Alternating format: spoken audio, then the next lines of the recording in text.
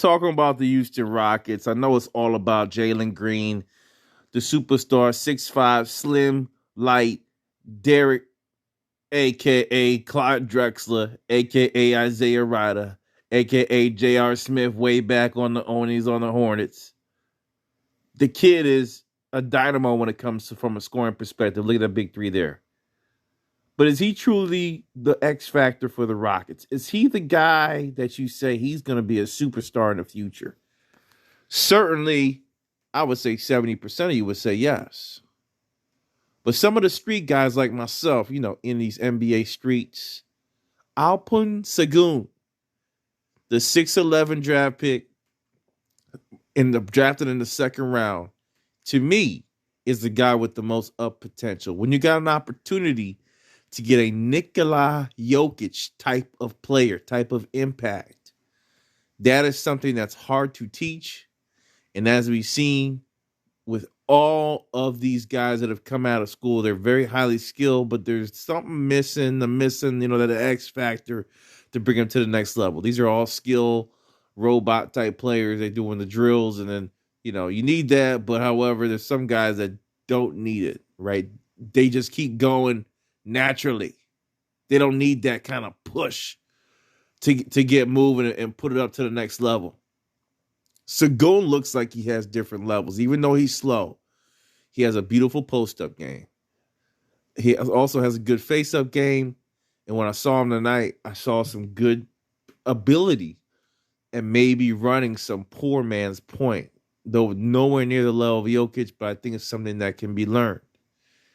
When we look at this guy from Europe, one of the top stars out of Europe, everyone said, okay, we're just going to walk over him. That's usually what happens, right? We're just going to walk over this guy. And then when you see some tape and some film, your eyes start to open up and you say, well, maybe he can make this real, right? Maybe he can make this skill presses dunking over somebody. Maybe he can make his skill set real. I have not seen that to be not the case. Look at that pass out. For me, everything that I've identified from under 18 feet, the guy is a wrecking pinball inside, able to do, quick movements to the left or right, turn, again, as I mentioned, hook shot, fake up. Look at the 3-point shot. I mean, this is a totally deadly talent. And to get him as late as they did, it's a gem for the Houston Rockets. Now, how do you pair this guy with Christian Woods?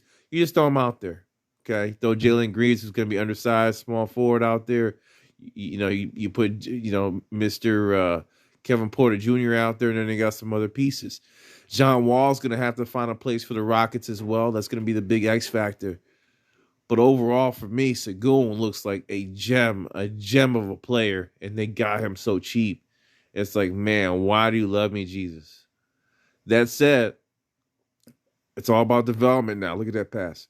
If we can see him continue to grow and develop over the years, people are going to say Jalen Green is nice, but a 6-7 footer that can run, pass, and do a lot of good stuff.